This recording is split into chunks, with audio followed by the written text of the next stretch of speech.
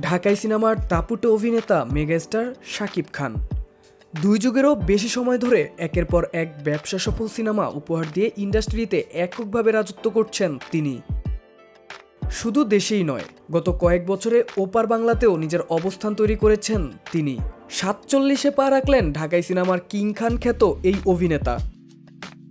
শনিবার ২৮ মার্চ জন্মদিন উপলক্ষে শাকিব খান ভক্তদের দিলেন এক বিশেষ চমক। নিজের ফেসবুক দেয়ালে তার আসন্ন ছবি রকস্টারের প্রথম লুক প্রকাশ করে লেখেন, প্রিয় দর্শকদের জন্য এটা আমার জন্মদিনের বিশেষ ট্রিট।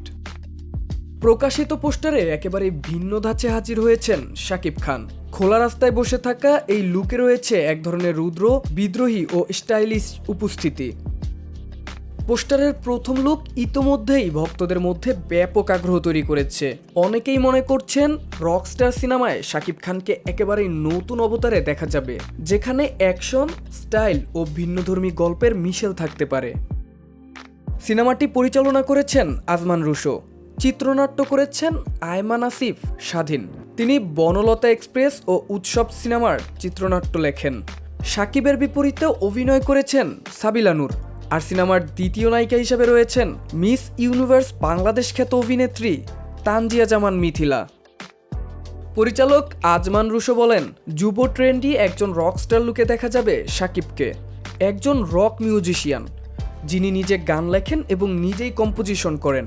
এই আইডিয়া থেকে আমরা রকস্টার ক্যারেক্টার ডিজাইন করেছি।